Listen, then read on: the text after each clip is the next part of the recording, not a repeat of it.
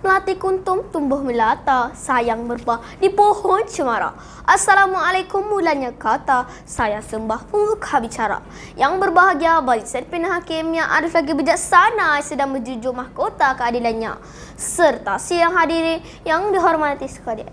Assalamualaikum warahmatullahi wabarakatuh dan salam sejahtera. Salam perpaduan, salam kasih sayang melalui alam maya yang kian berkembang pesat. Berdirinya saya di sini walaupun jarak yang memisahkan, namun semangat dan roh satu bangsa tetap menyatukan kita adalah untuk menyampaikan sebuah pidato yang bertajuk Rukun Negara sebagai Prinsip Perpaduan demi Kejayaan dan Kestabilan Rakyat.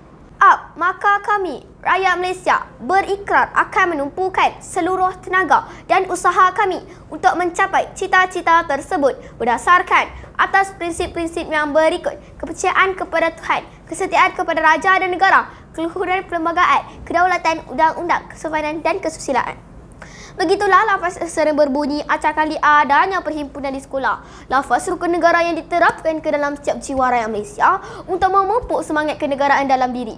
Sebelum melancang menuju ke muara, sebelum kita membelah bicara, sebelum isi mesra hujah, izinkan saya mendefinisikan frasa yang meminat tajuk pidato agar hadirin terbuka minda, agar hakim tidak terpingah-pingah dan saya peta berkata-kata.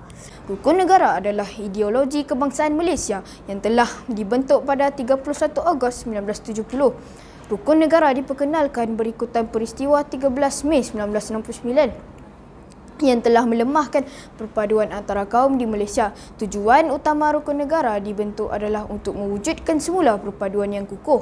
Oleh itu, prinsip-prinsip dalam Rukun Negara jelas merupakan kunci kepada keharmonian dan perpaduan kaum demi memastikan kejayaan dan kestabilan negara Malaysia.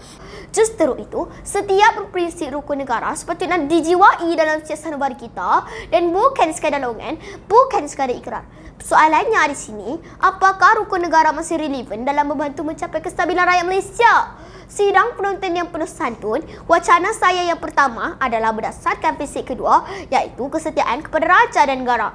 Negara kita telah mengamalkan sistem raja sejak zaman Persuratan Melayu dengan wujudnya zaman Kesultanan Parameswara sehinggalah hari ini. Di negara kita, raja dan negara mempunyai kaitan yang sangat rapat. Ini adalah kerana negara kita mengamalkan sistem demokrasi berparlimen dan raja berperlembagaan. Perkara 32 Perlembagaan Persekutuan dengan jelas menyebut bahawa Yang di-Pertuan Agong YDPA adalah ketua negara. Perkara 44 pula menyebut bahawa YDPA adalah sebahagian daripada komponen yang membentuk parlimen di negara ini. Justru, prinsip kesetiaan dan ketaatan kepada raja dan negara menjadi unsur dan ciri penting dalam soal kewarganegaraan di negara ini.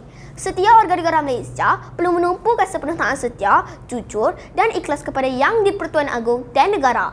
Sebagaimana diketahui umum, negara kita telah dilanda wabak pandemik COVID-19 dan hal ini sedikit sebanyak telah menjejaskan banyak perkara termasuklah aktiviti sosial dan kemasyarakatan rakyat Malaysia.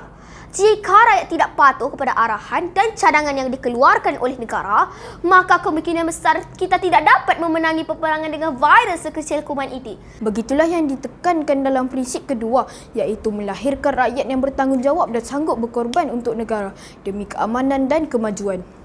Penghayatan terhadap prinsip kedua mampu membentuk satu bangsa Malaysia yang patriotik dan bersatu padu kerana raja adalah payung negara yang menaungi seluruh rakyatnya. Justru, institusi raja tidak boleh dicemari, dipelekeh atau dihina serta ia tidak wajar dipolitikkan sama sekali. Bak kata pepatah, bersatu kita teguh, bercerai kita roboh. Sidang penonton yang saya kasihi, wacana kedua juga yang terakhir ingin saya bawakan kepada prinsip negara yang ketiga, iaitu keluhuran perlembagaan.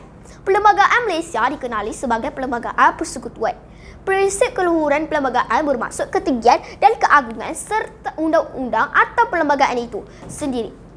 Keluhuran perlembagaan Malaysia terletak kepada kedudukannya sebagai undang-undang tertinggi yang menjadi sumber dan punca kepada semua undang-undang seperti yang disebut dalam perkara 4-1 Perlembagaan Persekutuan. Perlembagaan menjadi asas penting untuk menjamin keadilan, kerjasama, kesepakatan dan kepentingan bersama antara kerajaan persekutuan dan kerajaan negeri. Setiap rakyat mempunyai kedudukan atau taraf yang sama di sisi undang-undang.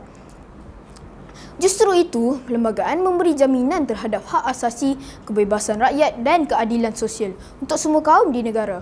Perlembagaan negara sangat penting untuk dipatuhi dan diikuti oleh segenap lapisan masyarakat di negara ini bagi mengekalkan perpaduan yang telah lama terpaksa erat.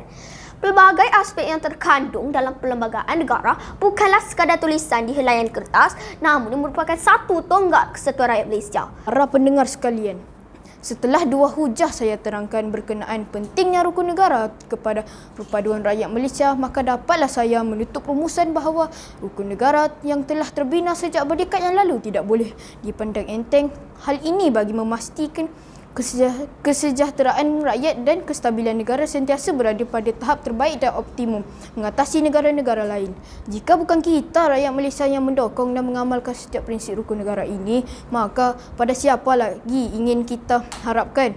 Mari kita hayati aspirasi yang terkandung dalam rukun tersebut secara mendalam dan bukan setakat berlegar pada prinsipnya sahaja. Sebelum saya mengundur diri, saya menyusun 10 jari saat memohon maaf sekiranya ada terkasar bahasa, tersalah kata atau tersilap bicara. Saya mengakhiri pidato saya ini dengan serangkap pantun. Alang-alang menyeluk perkasa biar sampai ke pangkal lengan. Alang-alang rukun negara dijulang biar kekal sepanjang zaman. Sekian, wabillahi taufiq wal hidayah. Wassalamualaikum warahmatullahi wabarakatuh.